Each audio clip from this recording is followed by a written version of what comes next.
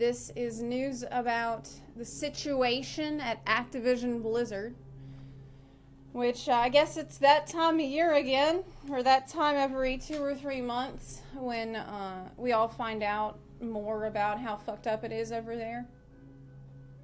I don't know why I'm taking off my jacket. I want to keep my jacket on. It's kind of cold. Being loud about it because we've lost yet another person this week. Blizzard is losing amazing talent because someone in power doesn't listen to the game directors who make his products. I wonder who that could be. Who is it that would be in charge of all these financial decisions that's incredibly unlikable that we could be referring to? I don't know.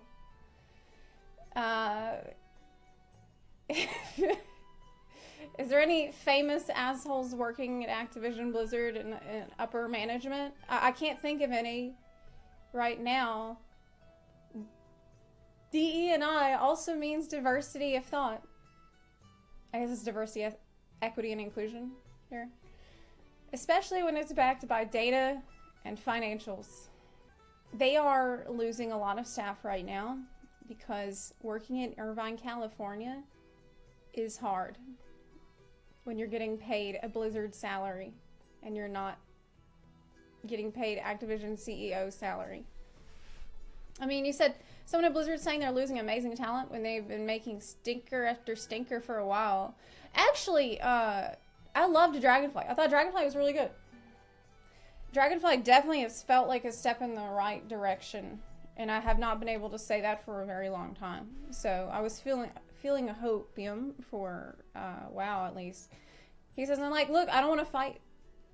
I just want to make video games. I want to make amazing bestsellers that are critically acclaimed. I want to make better Dragonflights. I want to make better experiences. Can't do that if you get rid of everyone who made it. Last thought. Some talent is undermining the point. We're creating crisis maps of what we can or cannot ship. That is the loss of capacity we're facing. What? Oh my god. I literally have a schedule I strike out as people hand in notice.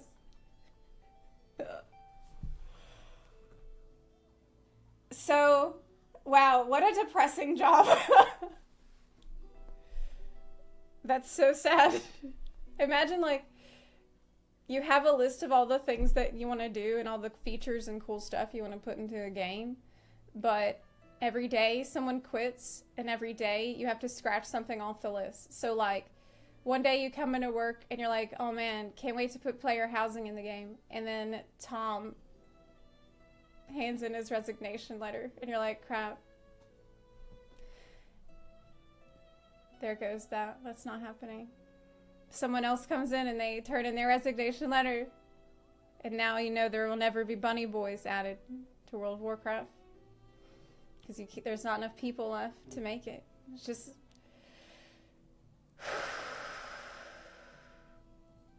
every 20 wait, that's corporate life.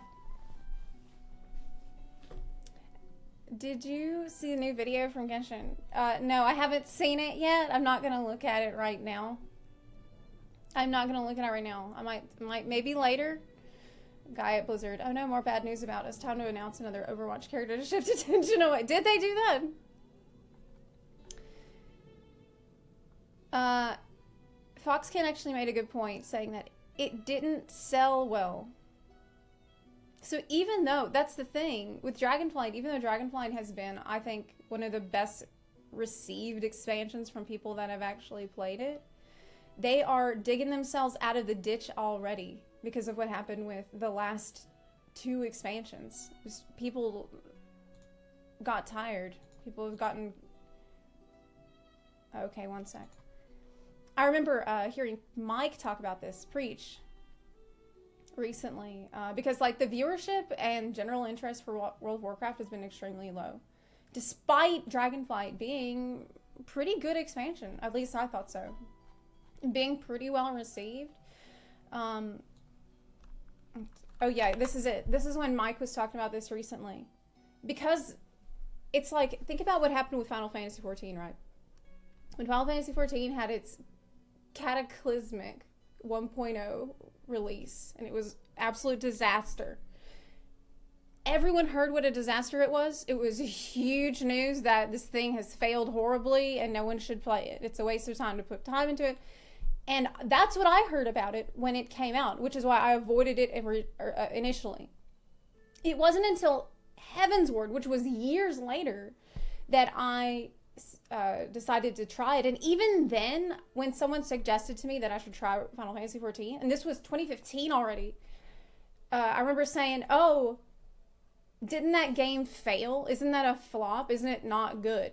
That's how long that kind of a stigma will last.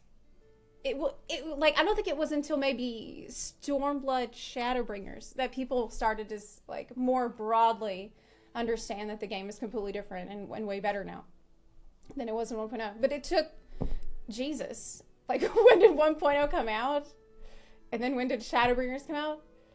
It's a ton of time that it can take for, like, basically devs on top of their game all the time, pushing out content regularly, and good content, quality content, for people to finally say, oh, okay, I'm willing to give this another shot now. I see now that it's worth my time.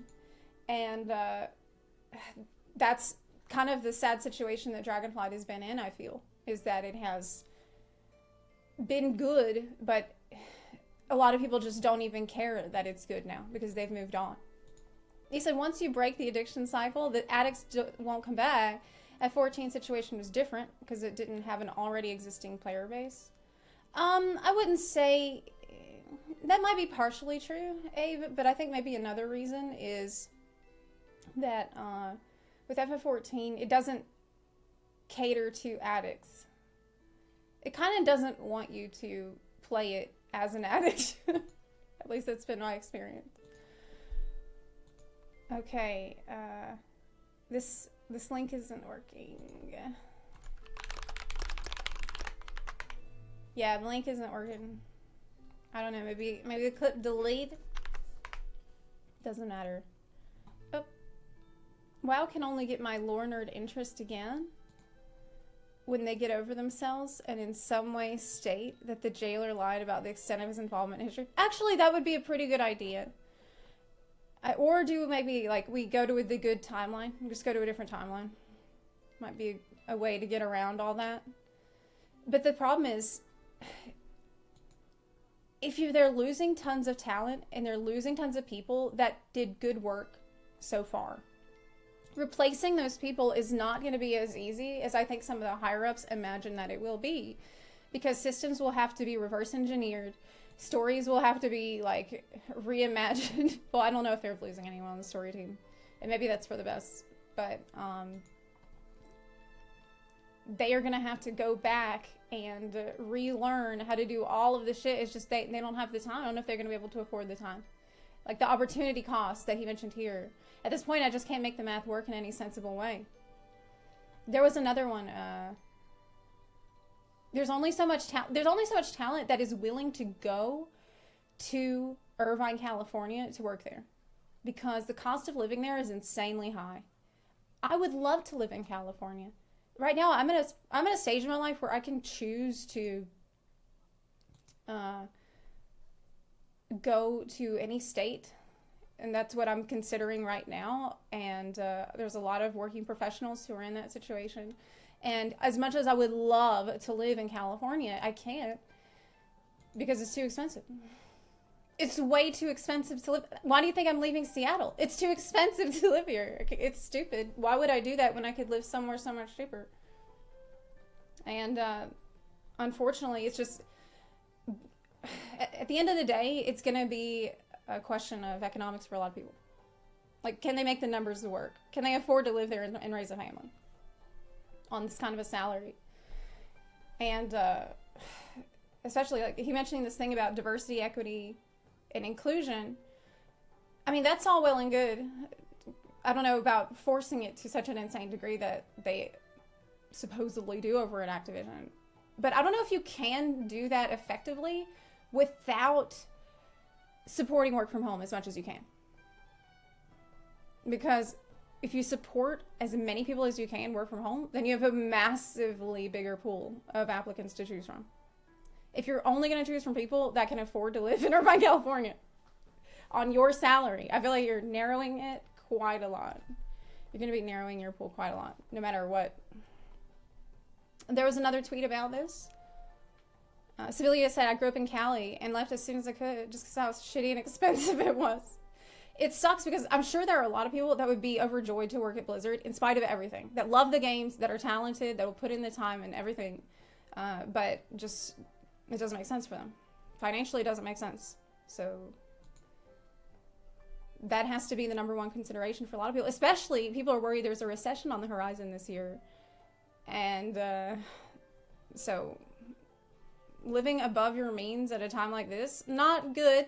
Not too bright. Now, there was another tweet about this. I wanted to, from the senior game designer from WoW, also shared her views on this. Twitch tracker is down. That's why that clip didn't work. But I remember the clip anyway. It was Mike saying that he felt like people just had completely lost interest in WoW. And the interest just wasn't there right now. And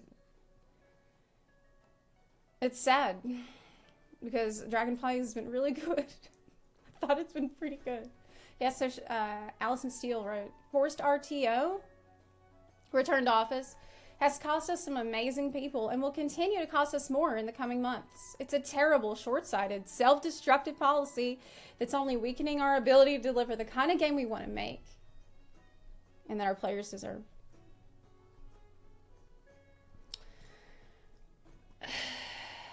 I mean, of course, it's gonna, but here's the deal. I don't think that it is just incompetence.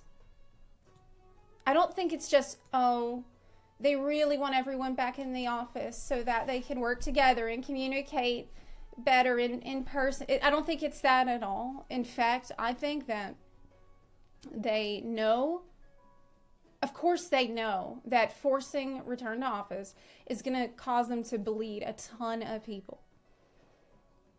They know that. But they're doing it so that they can cut staff before the merger without announcing layoffs. I think it's just a really chicken shit way to make sure that a lot of people leave without them having to pay severance and without them having to actually do a big shitstorm on social media about how they're doing layoffs. I think that's what they're trying to do. They're trying to cut costs ahead of the merger that they know is coming. It's scummy. It is, but I mean, it's a decision made by people who only care about the bottom line. They don't care about the product. They do not care about the product. But they care about not paying a ton of severance packages for people. It's an opportunity for them to get people to go ahead of time. Make people quit themselves so that you're off the hook. Yeah, so I don't think that it is mismanagement at all. I think that it's a calculated trimming of the workforce from people who just don't give a shit at all if the product is good. They're just numbers on a spreadsheet, like you said, exactly. You know that's what it is. They think, oh, we'll just replace these people easily later. They don't know. Like they're completely out of touch with the way the product is made. They don't really care that much about the long term. So to them, they think, oh, well, yeah, well, all these people will leave, but they're going to be replaceable, so whatever. It sucks. It's cowardly but yeah, I wouldn't be surprised that part of the deal was reduction of salaried workers because it happens in pretty much every merger that's ever happened. Ever. So, of course, that's what it is. I would bet anything on it.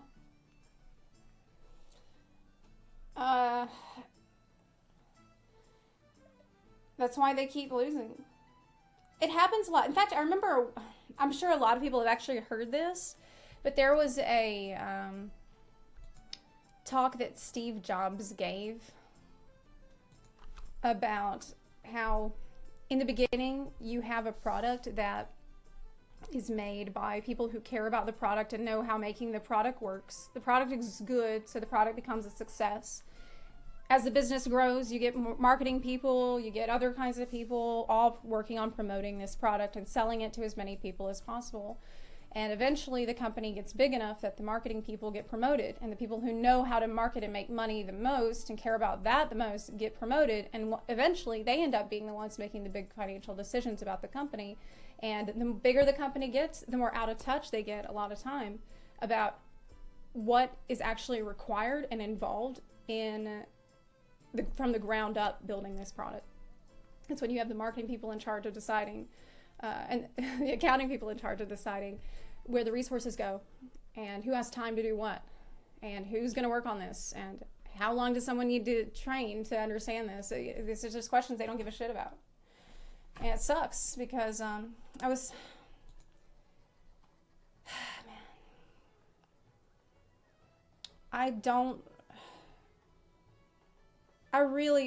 can't believe I still say this every time we talk about World of Warcraft, but I do. There's always part of me that will always want World of Warcraft to succeed. Somehow, some way, I always wanted to do well because this is the game that I loved so much as throughout high school, middle school, college, you know, like it's been such a big part of my life, and it just fucking sucks to see the people like me who care about it as much as I do, who would care about it even more to go work at Blizzard. See these people get forced out of work. It sucks. They're going to lose people who actually care about making good products. By the end, only mediocre employees will be the ones left. Future Blizzard games going to suck. Yeah, I mean, I hate to say it.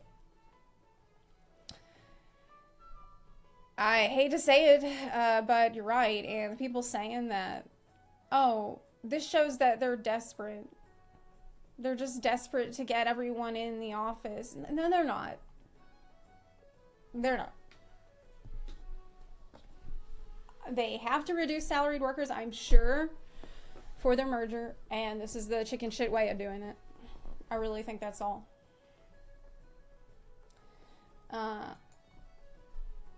It sucks. But I guess, you know, it's cursed. The game is just cursed. The game is cursed. Like, it's so frustrating for me as a person that loves World of Warcraft. Because it's like, hey y'all, hey guys, so we put out that new expansion. It's doing really, I mean, it's well received. The fans like it.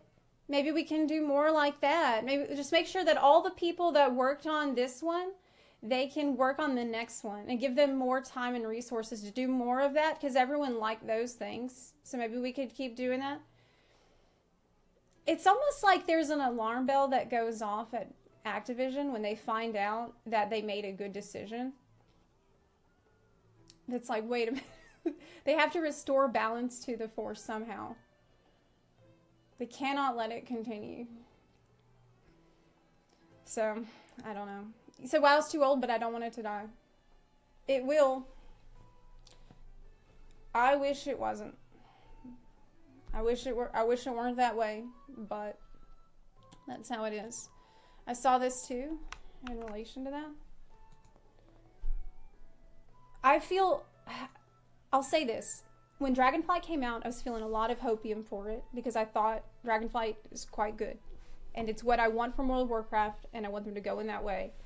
But, like I said before, knowing what I know about how long it takes to remove a stigma, and how long it takes for a game to build back up again after many people have heard that it's terrible, this takes years. This is a prolonged grind. This is a grind that can take consistent effort over years. And as it turns out, you need time and money to do that, and they just don't seem willing to provide it. Let's see here.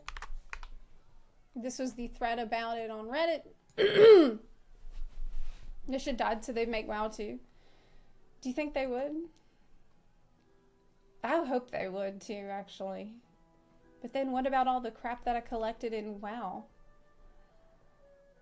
The bar's too high, so they need to lower it. Yeah, exactly. Yes, someone said, as someone working in tech and saw that it happened twice, mandatory return to office policies kill release dates and major projects, leading to massive talent bleed.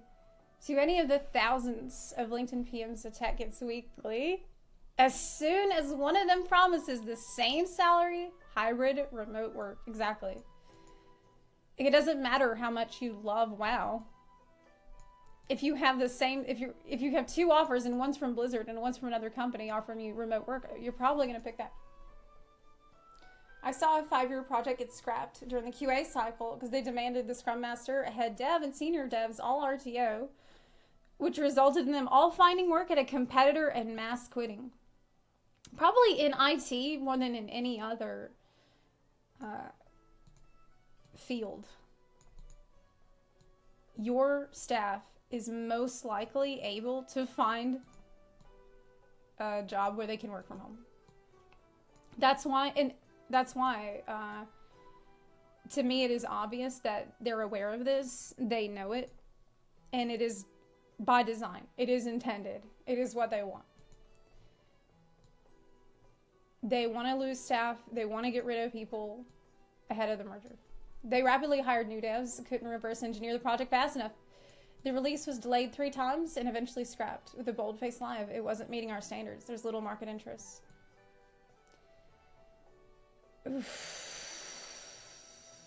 IT workers don't want to deal with the commute of a major expensive cities and found they can do their job fine at home, save lots of money in mental health.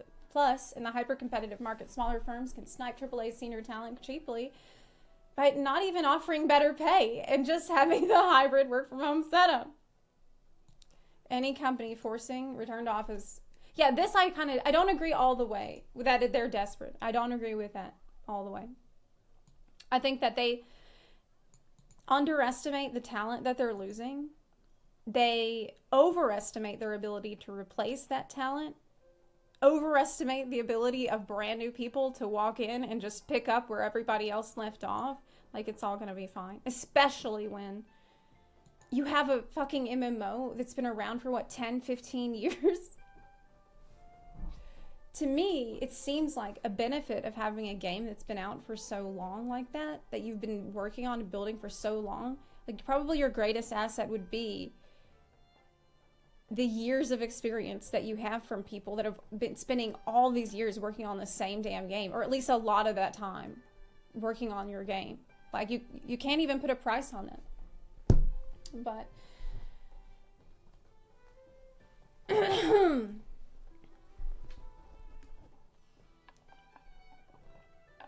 people ignore so easily how much money commuting adds to your bills. It also sucks.